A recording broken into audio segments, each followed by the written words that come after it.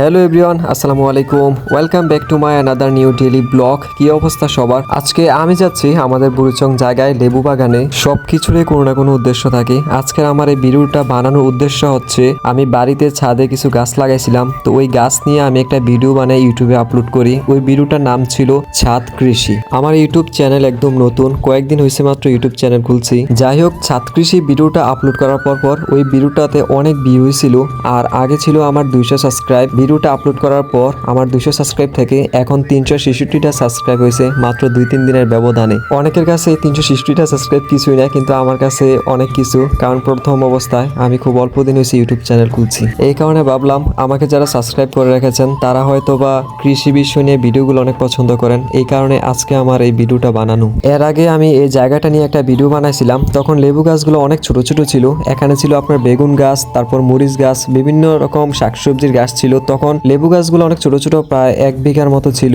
এগুলাকে রংপুর থেকে প্রায় 50টা ডাল কিনে আনছিলাম কুরিয়ারের মাধ্যমে। এগুলো এখন মাশাআল্লাহ অনেক বড় হয়ে গেছে, অনেক ডালপালা আসছে, যে কারণে আমার ওই শাকসবজিগুলো আর হয় না এখানে। যাই হোক, আমরা এখন এই জায়গাটাকে পরিষ্কার করব, লেবু গাছগুলোর একটু যত্ন নেব। প্রায় 6 থেকে 7 মাস আগে জায়গাটাকে পরিষ্কার করছিলাম, আর পরিষ্কার করা হয় নাই। এই জায়গার মাটিগুলো তেমন একটা ভালো না, বালি মাটি, ডেজারের মাটি। কিন্তু এই বালি মাটির মতো যতটুকু বুঝলাম লেবু গাছটা একটু ভালো হয় আর লাউ গাছটা একটু ভালো হয়। বাংলাদেশে গত কয়েকদিনে যে পরিমাণ বৃষ্টি হয়েছে আর ঘূর্ণিঝড় তো আছেই, বৃষ্টিতে মাটিগুলা নরম হয়ে যায় আর বাতাসে গাছগুলা শুইয়া যায়। তো আজকে আমরা ওই গাছগুলার সাথে সাথে একটা একটা করে ফিলার বয়ে দেবো, আর ওই ফিলারের সাথে গাছগুলাকে বান্ধিয়ে দিব, যেন বৃষ্টি বা তুফান বা বাতাস আসলে যেন গাছগুলার আর ক্ষতি না হয়। সাথে আরো 2জন লোক নিয়ে আসছি এগুলাকে পরিষ্কার করার জন্য, আমার একার পক্ষে সম্ভব না। এখানে আগের 20 থেকে 25টার মতো ফিলার ছিল, ভাবছিলাম বাকিগুলাকে বাঁশ দিয়ে টানা দিয়ে দিব, কিন্তু বাইরে বলতেছে ফিলার হলে ট্যাক্স হইব, আর কোনো ক্ষতি হইব না, কারণ বাঁশ আজকে আছে কালকে পচে যেতে পারে। তো ভাবতেছি আরো কিছু ফিলার আসলে কিনা দরকার। তো যেই ভাবনা সেই কাজ,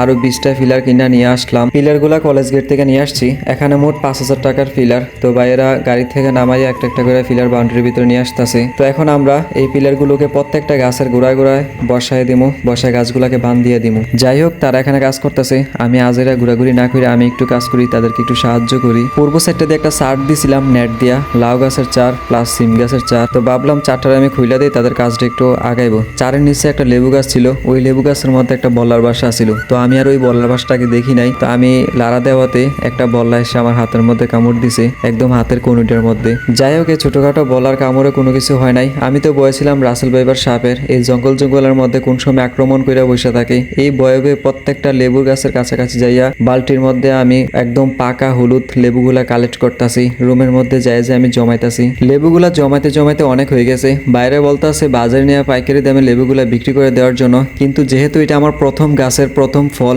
এই কারণে বাড়িতে নিয়ে আত্মীয় স্বজনের বাড়িতে পাঠাবো, সবাই একসাথে মিলেমিশে খাবো। যাই হোক, আমাদের প্রত্যেকটা গাছের গোড়ায় গোড়ায় ফিলার বসানো প্রায় শেষ। এখন আমাদের কাজ হচ্ছে এই যে পুরা জায়গার যে বৃষ্টির পানিটা ওইটা সরার মতো একটা পাইপ দিয়ে দিছিলাম, কিন্তু ওই পাইপটা অফ হয়ে গেছে। তো এখন আমরা ওই পাইপটাকে আগে ঠিক করব, তারপর আমরা ঘাস মারার ওষুধ দেব।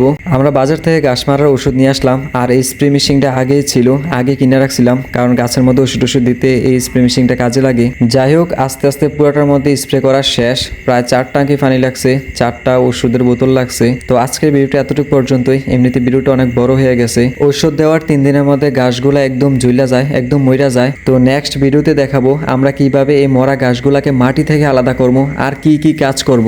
যাই হোক, আর কথা না বাড়াই, আমার আপনাদের অনেক সাপোর্টের প্রয়োজন। সবাই আমার চ্যানেলটাকে সাবস্ক্রাইব করবেন আর বেল আইকন ক্লিক করে সাথে থাকবেন। তো সবাই ভালো থাকবেন। আল্লাহ হাফেজ, আসসালামু আলাইকুম।